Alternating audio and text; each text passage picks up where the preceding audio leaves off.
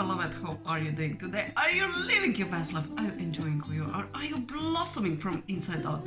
Today's really your day that you can be who you are with all your heart, that you can explore and express, and that you allow this love that just flows through you. And today we are reading together A Course in Miracles, and it's our lesson 196. So let's start it. Lesson 196. I can be but myself I crucify. When this is firmly understood and kept in full awareness, you will not attempt to harm yourself, nor make your body slave to vigilance. You will not attack yourself, and you will realize that to attack another is but to attack yourself. You will be free of the insane belief that to attack a brother saves yourself, and you will understand his safety is your own, and in his healing you are healed. Perhaps at first you will not understand how mercy, limitless and without all things held in its sure protection, can be found in the idea we practice for today. It may in fact appear to be a sign that punishment can never be escaped because the ego, under what it sees as threat, is quick to cite the truth to save its lies. Yes, yet must it fail to understand the truth it uses thus. But you can learn to see these foolish applications and deny the meaning they appear to have. Thus, do you also teach your mind that you are not an ego, for the ways in which the ego would distort the truth will not deceive you longer. You will not believe you are a body to be crucified, and you will see within today's idea the light of resurrection, looking past all thoughts of crucifixion and of death to thoughts of liberation and of life. Today's idea is one step we take in learning us from bondage to the state of perfect freedom. Let us take this step today, that we might quickly go the way salvation shows us, taking every step in its appointed sequence. As the mind relinquish its burdens one by one, it is not time we need for this.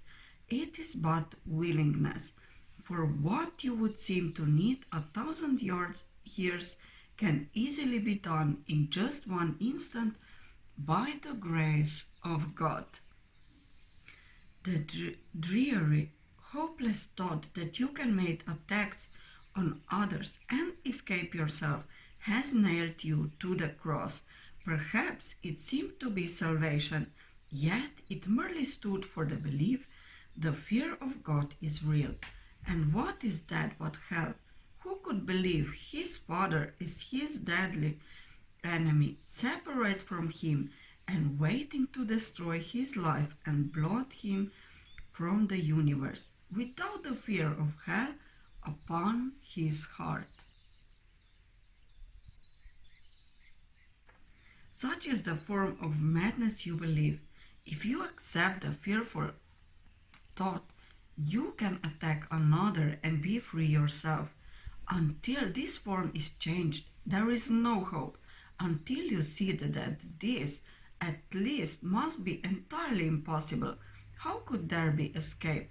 The fear of God is real to anyone who thinks this thought is true, and he will not perceive its foolishness, or even see that it is there, so that it would be possible to question it. To question it at all, its form must first be changed, at least as much as will permit fear of retaliation to abate, and the responsibility return to some extent to you. From there you can at least consider if you want to go along this painful path. Until the shift has been accomplished, you cannot perceive that it is but your thoughts that bring you fear, and your deliverance depends on you. Our next steps will be easy if you take this one today.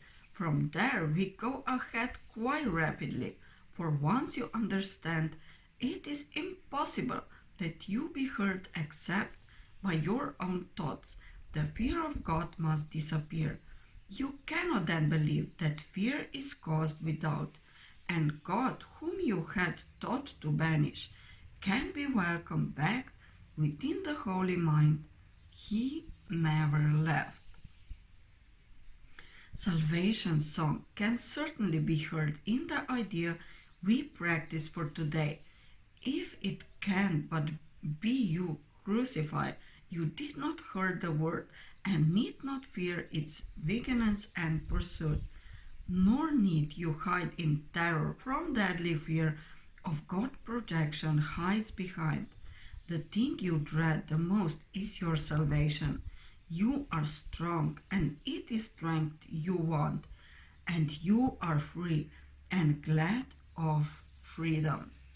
You have sought to be both weak and bound because you feared your strength and freedom, yet salvation lies in them. There is an instant in which terror seems to grip your mind so wholly that escape appears quite hopeless. When you realize once and for all that it is you fear, the mind perceives itself as split, and this had been concealed while you believed attack could be directed outward and return from outside to within. It seemed to be an enemy outside you had to fear, and thus a God outside yourself became your mortal enemy, the source of fear.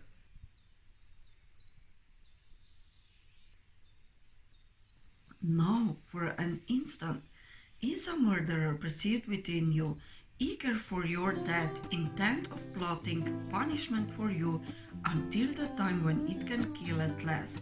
Yet, in this instant, is the time as well in which salvation comes, for fear of God has disappeared, and you can call on Him to save you from illusions by His love. Call him Father and yourself His Son. Pray that the instant may be soon, today. Step back from fear and make advance to love.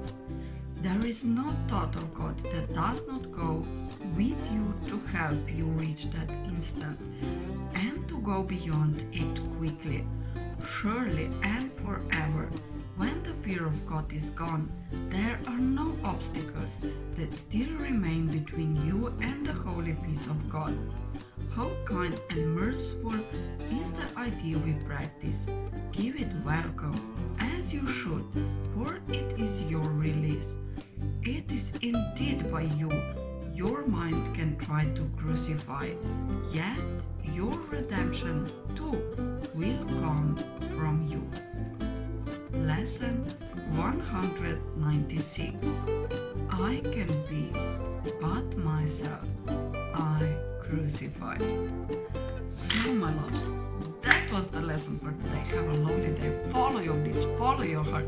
Do more what really makes you happy, and just listen to your heart more and follow your heart. Have a lovely day. Bye.